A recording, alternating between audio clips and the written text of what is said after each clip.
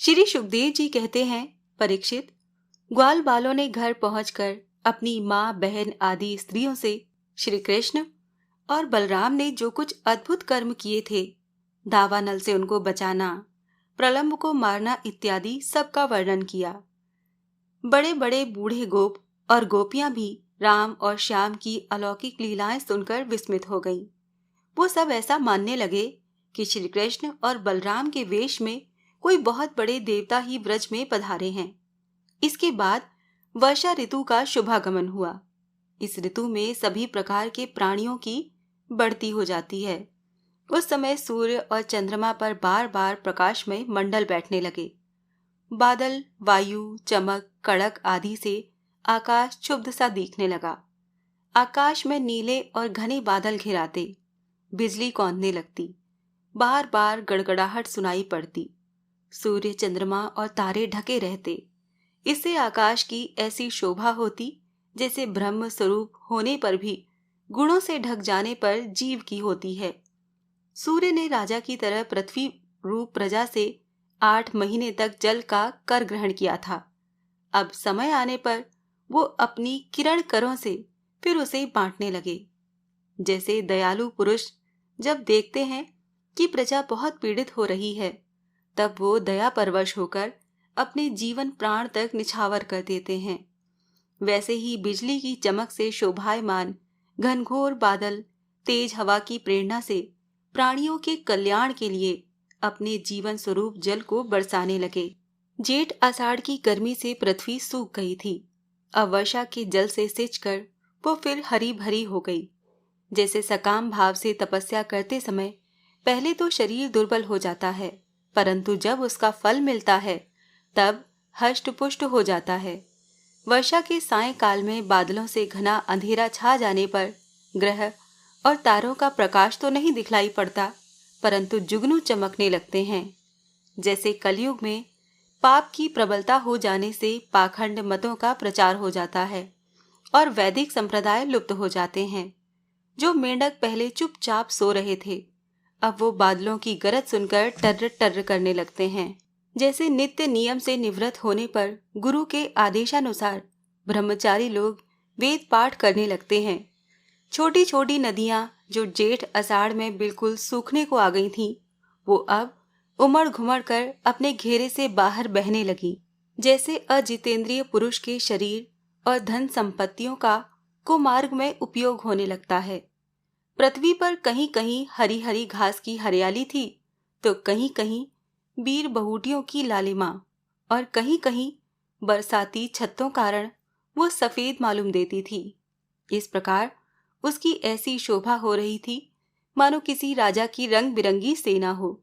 सब खेत अनाजों से भरे पूरे लहलहा रहे थे। उन्हें देखकर किसान तो मारे आनंद के फूले न समाते थे, परंतु सब कुछ प्रारब्ध के अधीन है, ये बात न जानने वाले धनियों के चित्त में बड़ी जलन हो रही थी कि अब हम इन्हें अपने पंजे में कैसे रख सकेंगे। नए बरसाती जल के सेवन से सभी जलचर थलचर प्राणियों की सुंदरता बढ़ गई थी। जैसे भगवान की सेवा करने से बाहर और भीतर के दोनों ही रूप सुगढ़ हो जाते हैं। वर्षा ऋतु में हवा के झोंकों से समुद्र एक तो यूं ही उत्ताल तरंगों से युक्त हो रहा था, अब नदियों के संयोग से वो और भी क्षुब्ध हो उठा। ठीक वैसे ही जैसे वासना युक्त रोगी का चित्त विषयों का संपर्क होने पर कामनाओं के उभार से भर जाता है। मूसलधार वर्षा की चोट खाते रहने पर भी पर्वतों को कोई व्यथा नहीं होती थी। जैसे दुखों की भरमार होने पर भी उन पुरुषों को किसी प्रकार की व्यथा नहीं होती जिन्होंने अपना चित्त भगवान को ही समर्पित कर रखा है। जो मार्ग कभी साफ नहीं किए जाते थे, वो घास से ढक गए और उनको पहचानना कठिन हो गया। जैसे जब द्विजाति वेदों का अभ्यास नहीं करते, तब काल क्रम से वो उन्हें भूल जाते हैं। यद्यपि बादल बड़े लोकोपकारी हैं, फिर भी बिजलियां उनमें स्थिर नहीं रहती। ठीक वैसे ही जैसे चपल अनुराग वाली कामिनी स्त्रियां गुणी पुरुषों के पास भी स्थिर भाव से नहीं रहती। आकाश मेघों के गर्जन तर्जन से भर रहा था। उसमें निर्गुण इंद्रधनुष की वैसी ही शोभा हुई जैसी सत्व रज आदि गुणों के क्षोभ से होने वाले विश्व के बखेड़े में निर्गुण ब्रह्म की। यद्यपि चंद्रमा की उज्जवल चांदनी से बादलों का पता चलता था, फिर भी उन बादलों ने ही चंद्रमा को ढककर शोभाहीन भी बना दिया था। ठीक वैसे ही जैसे पुरुष के आभास से आभासित होने वाला अहंकार ही उसे ढककर प्रकाशित नहीं होने देता। बादलों के शुभागमन से मोरों का रोम रोम खिल रहा था। वो अपनी कुहक और नृत्य के द्वारा आनंद उत्सव मना रहे थे। ठीक वैसे ही जैसे गृहस्थी के जंजाल में फंसे हुए लोग अधिकतर तीनों तापों से जलते और घबराते रहते हैं, भगवान के भक्तों के शुभागमन से आनंद मग्न हो जाते हैं। जो वृक्ष जेठ आषाढ़ में सूख गए थे, वो अब अपनी जड़ों से जल पीकर पत्ते, फूल तथा डालियों से खूब सज धज गए। जैसे सकाम भाव से तपस्या करने वाले पहले तो दुर्बल हो जाते हैं, परंतु कामना पूरी होने पर मोटे तगड़े हो जाते हैं। परीक्षित, तालाबों के तट कांटे, कीचड़ और जल के बहाव के कारण प्राय अशांत ही रहते थे, परंतु सारस एक क्षण के लिए भी उन्हें नहीं छोड़ते थे। जैसे अशुद्ध हृदय वाले विषयी पुरुष काम धंधों की झंझट से कभी छुटकारा नहीं पाते, फिर भी घरों में ही पड़े रहते हैं। वर्षा ऋतु में इंद्र की प्रेरणा से मूसलाधार वर्षा होती है। इससे नदियों के बांध और खेतों की मेढ़ें टूट फूट जाती हैं। जैसे कलयुग में पाखंडियों के तरह तरह के मिथ्या मतवादों से वैदिक मार्ग की मर्यादा ढीली पड़ जाती है। वायु की प्रेरणा से घने बादल प्राणियों के लिए अमृतमय जल की वर्षा करने लगते हैं। जैसे ब्राह्मणों की प्रेरणा से धनी लोग समय समय पर दान के द्वारा प्रजा की अभिलाषाएं पूर्ण करते हैं। वर्षा ऋतु में वृंदावन इसी प्रकार शोभायमान और पके हुए खजूर तथा जामुनों से भर रहा था। उसी वन में विहार करने के लिए श्याम और बलराम ने ग्वाल बाल और गायों के साथ प्रवेश किया।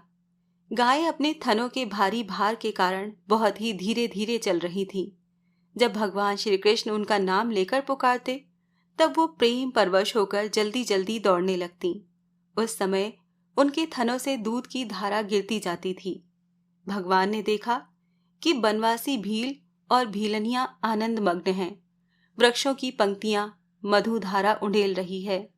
पर्वतों से झरझर करते हुए झरने झर रहे हैं। उनकी आवाज बड़ी सुरीली जान पड़ती है और साथ ही वर्षा होने पर छिपने के लिए बहुत सी गुफाएं भी हैं।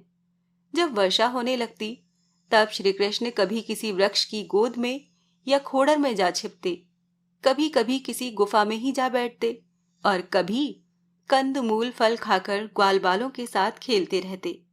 कभी जल के पास ही किसी चट्टान पर बैठ जाते और बलराम जी तथा ग्वाल बालों के साथ मिलकर घर से लाया हुआ दही भात, दाल शाक आदि के साथ खाते। वर्षा ऋतु में बैल, बछड़े और थनों के भारी भार से थकी हुई गाय थोड़ी ही देर में भरपेट घास चर लेती और हरी हरी घास पर बैठकर ही आंखें मूंद कर जुगाली करती रहती। वर्षा ऋतु की सुंदरता अपार थी। वो सभी प्राणियों को सुख पहुंचा रही थी।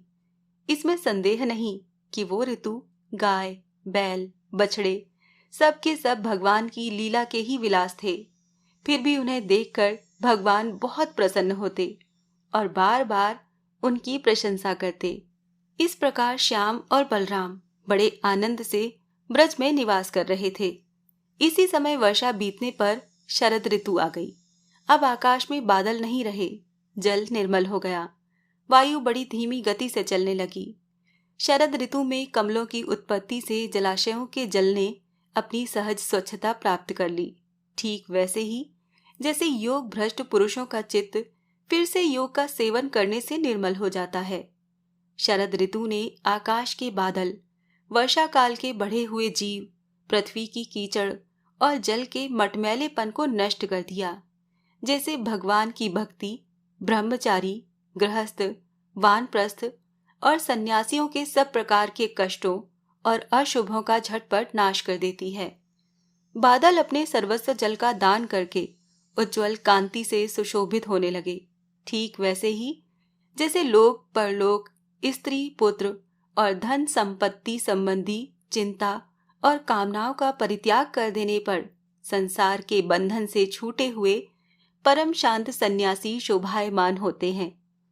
अब पर्वतों से कहीं कहीं झरने झरते हैं और कहीं कहीं वो अपने कल्याणकारी जल को नहीं भी बहाते थे। जैसे ज्ञानी पुरुष समय पर अपने अमृतमय ज्ञान का दान किसी अधिकारी को कर देते हैं और किसी किसी को नहीं भी करते।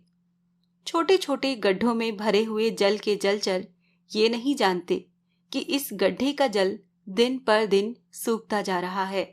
जैसे कुटुंब के भरण पोषण में भूले हुए मूढ़ ये नहीं जानते कि हमारी आयु क्षण क्षण क्षीण हो रही है। थोड़े जल में रहने वाले प्राणियों को शरतकालीन सूर्य की प्रखर किरणों से बड़ी पीड़ा होने लगी। जैसे अपनी इंद्रियों के वश में रहने वाले कृपण और दरिद्र कुटुंबी को तरह तरह के ताप सताते ही रहते हैं। पृथ्वी धीरे धीरे अपना कीचड़ छोड़ने लगी और घास पात धीरे धीरे अपनी कचाई छोड़ने लगे। ठीक वैसे ही जैसे विवेक संपन्न साधक धीरे धीरे शरीर आदि अनात्म पदार्थों में से ये मैं हूं और ये मेरा है, ये अहंता और ममता छोड़ देते हैं। शरद ऋतु में समुद्र का जल स्थिर, गंभीर और शांत हो गया। जैसे मन के निसंकल्प हो जाने पर आत्माराम पुरुष कर्म कांड का झमेला छोड़कर शांत हो जाता है। किसान खेतों की मेड़ मजबूत करके जल का बहना रोकने लगे। जैसे योगी जन अपनी इंद्रियों को विषयों की ओर जाने से रोककर प्रत्याहार करके उनके द्वारा क्षीण होते हुए ज्ञान की रक्षा करते हैं। शरद ऋतु में दिन के समय बड़ी कड़ी धूप होती, लोगों को बहुत कष्ट होता, परंतु चंद्रमा रात्रि के समय लोगों का सारा संताप वैसे ही हर लेते जैसे देहाभिमान से होने वाले दुख को ज्ञान और भगवत विरह से होने वाले गोपियों के दुख को श्री कृष्ण नष्ट कर देते हैं।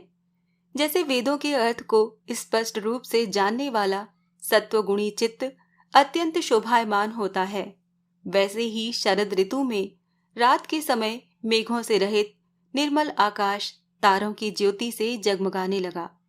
परीक्षित, जैसे पृथ्वी तल में यदुवंशियों के बीच यदुपति भगवान श्री कृष्ण की शोभा होती है, वैसे ही आकाश में तारों के बीच पूर्ण चंद्रमा सुशोभित होने लगा।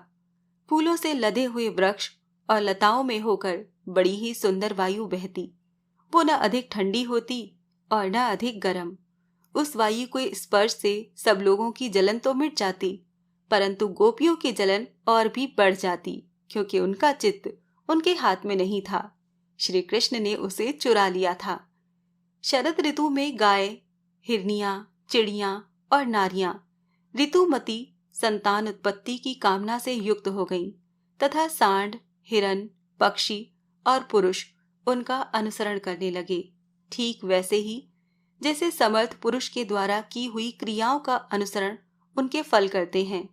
परीक्षित, जैसे राजा के शुभागमन से डाकू चोरों के सिवाय और सब लोग निर्भय हो जाते हैं, वैसे ही सूर्योदय के कारण कुमुदनी के अतिरिक्त और सभी प्रकार के कमल खिल गए।